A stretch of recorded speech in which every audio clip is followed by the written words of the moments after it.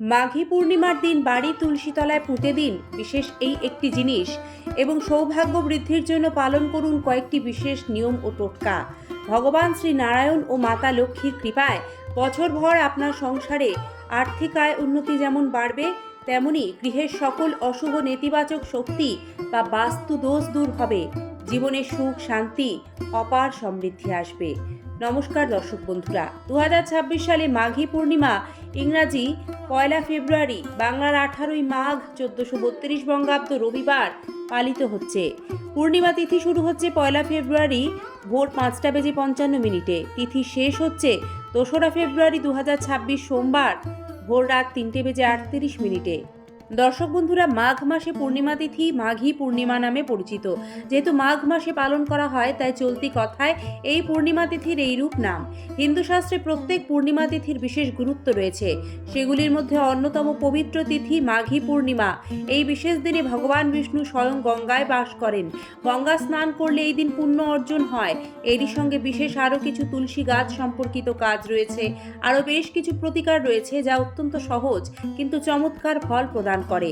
মাঘ মাসে পূর্ণিমা তিথিতে এই নিয়মগুলি পালন করলে জীবনে দুঃখ, কষ্ট, দারিদ্র্য, গ্রহদোষ থেকে রেহাই পাওয়া যায়।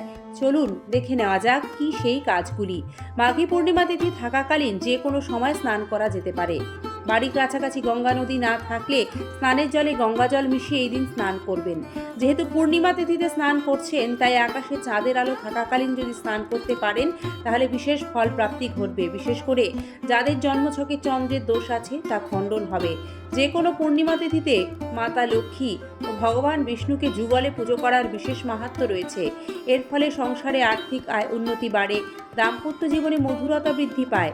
মাঘ মাসে পূর্ণিমার দিন সন্ধ্যায় অবশ্যই ভগবান বিষ্ণু ও মাতা লক্ষ্মীর সামনে একটি ঘিয়ের প্রদীপ জ্বালাবেন।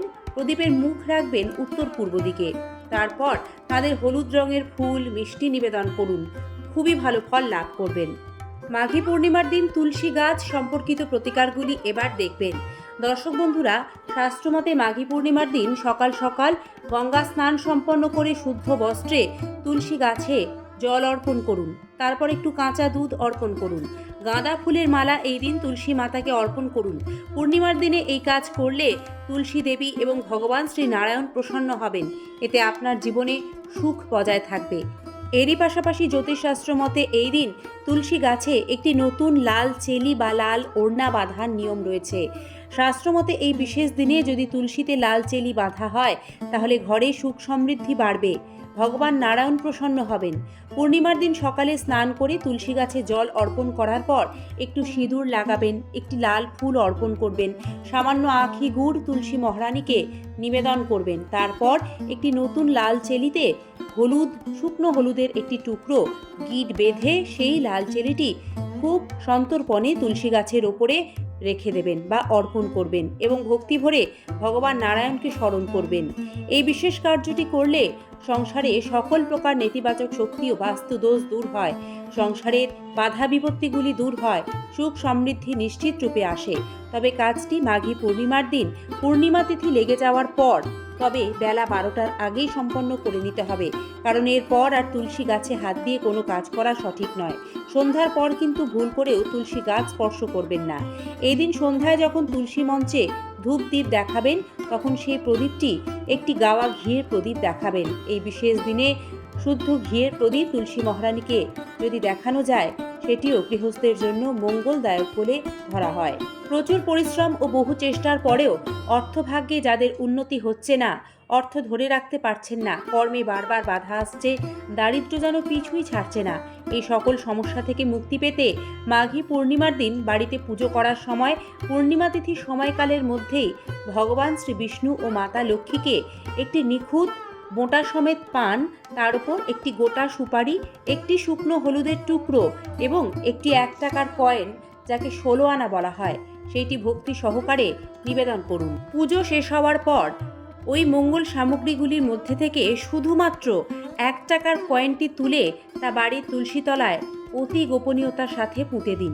এর কার্যকারিতা কি? দর্শক বন্ধুরা, এই বিশেষ কাজটি মাঘী পূর্ণিমায় নিয়ম মেনে করলে সংসারে টাকার প্রবাহ স্থায়ী হয়, পিতৃদোষ কমে, শারীরিক ও মানসিক কষ্টের উপশম হয়।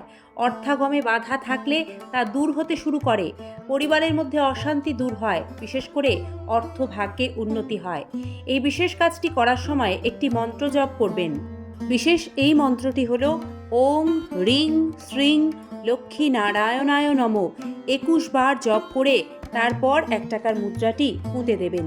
যখন এই কয়েন মাটি সংস্পর্শে আসে, তুলসীর শুদ্ধ শক্তির মাধ্যমে তা সক্রিয় হয় এবং অর্থবান্ধব কম্পন তৈরি করে, যার ফলে অর্থভাগ্যের এই প্রতিবন্ধকতাগুলি ধীরে ধীরে দূর হয়ে যায়। দর্শক বন্ধুরা, তুলসী গাছ সম্পর্কিত প্রতিকার করার সময় একটি বিষয় মাথায় রাখতে হবে। কখনো সন্ধ্যার পর অশুচি অবস্থায় বাসি কাপড়ে অশুদ্ধভাবে স্নান না করে তুলসী মহারানীকে স্পর্শ করতে নেই।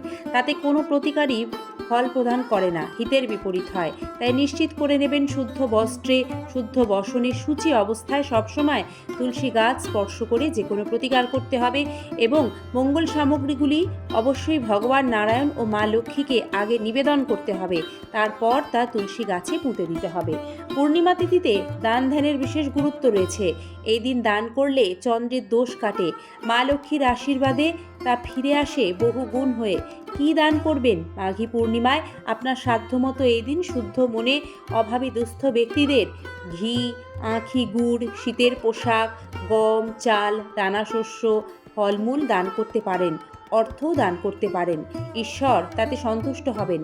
আত্মবিশ্বাস বাড়ানোর লক্ষ্যে মাঘী পূর্ণিমার দিন সকালে ঘুম থেকে উঠে স্নানের পর সূর্যদেবকে জল অর্পণ করুন। এই সময় সূর্য মন্ত্র বা গায়ত্রী মন্ত্র জানা থাকলে জপ করতে পারেন। আত্মবিশ্বাস বাড়বে। মাঘী পূর্ণিমায় কোন কাজগুলি করা নিষিদ্ধ? যেমন সবার প্রথমেই পূর্ণিমার দিন কোনো রকম পোড়া সেঁকা খাবার খেতে নেই। এদিন নখ চুলধারি কাটবেন না। পূর্ণিমা তিথিতে ক্ষৌরকর্ম করলে ভয়ঙ্কর গ্রহদোষ আসে, ফলে জীবনে জটিল সমস্যায় পড়বেন। বিশেষ এই তিথিতে কারো সঙ্গে ঝগড়া ঝামেলা জড়াবেন না। খুব প্রয়োজন ছাড়া অহেতুক ঋণ ধার এইগুলির সাথেও জড়াবেন না। মাঘী পূর্ণিমার দিন চেষ্টা করুন কালো রঙের পোশাক এড়িয়ে চলতে। পূর্ণিমা তিথির এই সকল নিয়মগুলি পালন করলে নিশ্চিতরূপে গৃহস্থের মঙ্গল হয়, আর্থিক উন্নতি হয় ভগবান নারায়ণ ও মা লক্ষ্মীর আশীর্বাদে। আপনাদের সকলের জীবনে মাঘী পূর্ণিমার পুণ্যদিনটি মঙ্গল বার্তা, সুখ সমৃদ্ধি বয়ে আনুক, এই প্রার্থনা ঈশ্বরের চরণে জানিয়ে আজকের এই পর্বটি তবে এখানে শেষ করছি। অনুমতি দিন। আপনাদের মূল্যবান সময় থেকে সম্পূর্ণ পর্বটি ধৈর্য ধরে দেখার জন্য সকল দর্শক বন্ধুকে জানাই আন্তরিক ধন্যবাদ, বিনম্র শ্রদ্ধা। সাথে থাকবেন, ভালো থাকবেন। ঈশ্বর আপনাদের সকলের মঙ্গল করুন। শুভ মাঘী পূর্ণিমা।